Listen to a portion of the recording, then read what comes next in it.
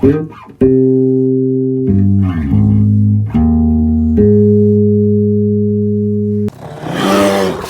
now, Petey Grizz, back at it again with some more Swiss Army knives. And what we're going to talk about today is a pretty rare, relatively unknown Swiss Army knife model. But first of all, we'll talk about some familiar models. So to start with, here is the venerable Explorer. Easily one of the most popular models. This is certainly one of the models that, like, when I was first considering buying a Swiss Army knife, I saw this and thought, that's a cool setup. You know, it gives you a little taste of the tools on the Swiss Champ with these, magnifying glass and Phillips, but it's not so big to be intimidating, for a first-time Swiss Army knife user. It's a great gateway knife, in other words. But this one probably dates between 76 and 78, if I had to guess. It does have a stainless steel inlay. It has the aluminum tip tweezers, which ended around 1978. And it has the plastic toothpick.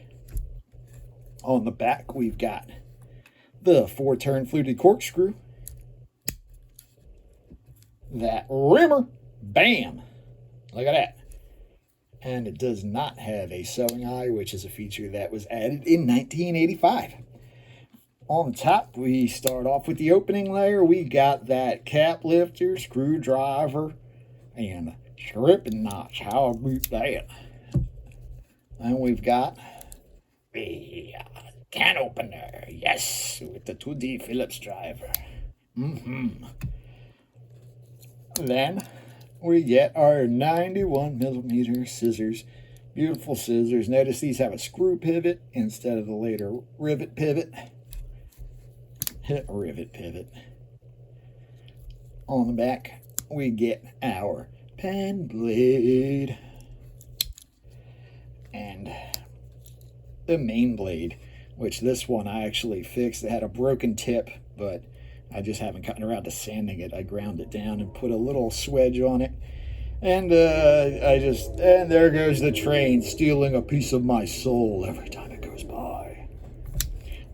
But another favorite model of mine, maybe a little lesser known, is not that one. That's definitely a lesser known one. This one right here. I just pulled out a Master Craftsman Small. Yeah, I show that one all the time. This is the Mountaineer. This one dates to roughly the same time. This might be a little earlier. Notice that this has a nickel silver shield, which you can see it's got that gold color that comes from oxidization, the patina that develops on the metal. And the stainless does not do that. The stainless is inert. Yeah, man. So 4 layers, again with the corkscrew, again with that rimmer, bam, again with the plastic toothpick. Believe it or not, these are aluminum tip tweezers. I thought they were plastic at first, but once you take them out, you can see the metal in there. They just have aluminum, oxidizes to like a white powder. If I ground it down, it would look like shiny aluminum again. Notice that this did not come with a keychain from the factory. And I see Mountaineers with the keychain, so I guess it was just they did the model in both. But yeah, it wasn't ground off or anything, just not there. And I love how they look without a keychain. So what makes the Mountaineer a Mountaineer? Take your climber and add this guy. I'm not going to show all the tools again. We just did that. We've got the big old metal saw, all-purpose file, whatever you want to call it, with the nail cleaning tip. That is a great tip for cleaning out your fingernails too if you're working on some dirty stuff. And this one has the same tang stamps as the Explorer, the 4-line Victorinox on the back with the crossbow officer Swiss on the front. Bickety bam. Now, if you were to take those two models and put them in 2 cars driving at each other at a high rate of speed and they collided, it might just produce a disaster. Because knives can't drive cars. They don't even have thumbs. I mean, come on. But no, really, if you mix those 2 knives up, what you would get is this. Plus some Canadian flair. I mean, look at that moose. Look at that maple leaf. You know, save Canada. Woo. But yeah. Anyway, we've got the reverse stainless steel inlay on the front, on the back.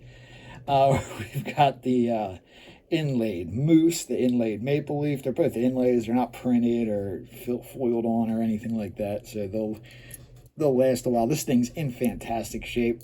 Probably dates to between, certainly dates to between 1985 and 1991. I'll show you why. We've got the fluted 4-turn corkscrew, as usual. Got that reamer. Now, oh, look at that. It's got a sewing eye. And that's what tells us it's certainly post-1985. Doesn't have the hook. That almost certainly puts it before 1991. There you go. There's your dating. All you need to know about this guy. We've got the cap lifter screwdriver. Notice that this one has the half stop, but it does not have the tang that's designed to interlock with the spring and make it lock even harder. That came slightly later, probably in the 2000s. Next up, we got the can opener. This thing's just in pristine condition. All the tools are basically like new, snap. There's no gunk in it. It's just amazing. This thing has sat, you know, either on a display or in the box or something for years. Because, I mean, even this is what usually gets beat up. Just compare it to this Explorer. When these plastic housings get used, that's what they look like. They get beat the hell up. So the fact that this thing looks pristine, you know, shows you this thing's barely ever used, if ever used. Then we've got the long Phillips again. Note it does have a half stop on it. Still don't have the interlock on the tang. That comes later. Great snap, great action. Got a wonderful pair of scissors. I mean, there's nothing like the feeling of a brand new pair of Victorinox scissors, and that's what this is right here with the old springs. Notice the scissors don't have the notch in them. You got this old spring. They've made these old springs harder to get now. They have them if you send your knife in to get fixed, but they used to sell them in the kits.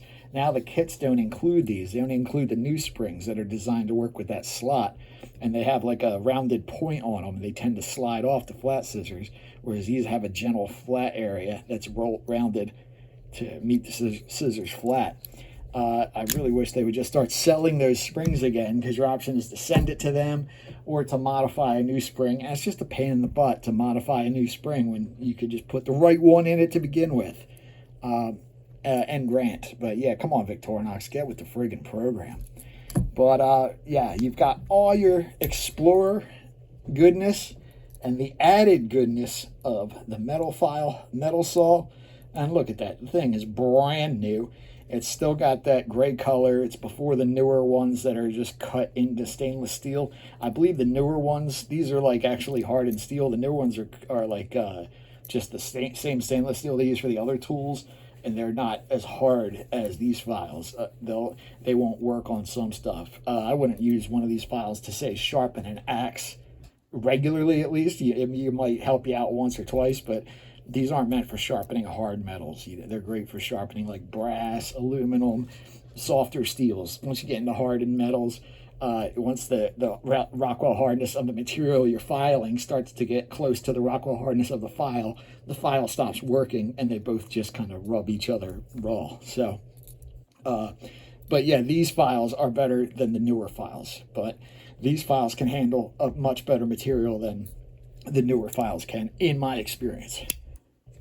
And then finally, we've got the pen blade. Shame it's not a clip blade, but that's the way it is. That's why I like the old ones. They got the clip blade. Not because they're thicker. I always see people say, oh, the new knives, they don't make the steel as thick. The modern steel, like the technology we have to ensure the consistency of the steel at a molecular level, this technology wasn't available back then. You had to make things a little more heavy duty, a little more robust than they might need to be, because you were making up for the fact that every blade wasn't as strong as the next one necessarily. You couldn't guarantee the consistency of the material. They didn't have the temperature control like they have in the heat processes now. So yes, obviously they make the blades thinner to save money, but ultimately the metal is of a higher quality. So in my mind, it cancels out almost. That being said, I still like the old knives because they got character to them. But are the new knives bad? No, the new knives are fantastic. Like you can't go wrong buying a new Victorinox. I mean, even some of the other brands. But this is just such a cool knife. I jumped on this as soon as I saw it. This is, not only is it a somewhat rare model, but it's in fantastic condition and it has cool inlays. When you got those three things going on for a Swiss Army knife, you need to pull the trigger. When it's got a cool inlay, the condition is fantastic, and especially when it's a rare model or just a model you like a lot, Don't let them slip away, especially when they're a deal. Anyway, thanks for watching. I'll see you in the next one. Stickers are going out now that my envelopes literally just arrived minutes ago. So I'm sending the stickers out probably by the end of this week. And I'll see you in the next one. Peter Grizz out.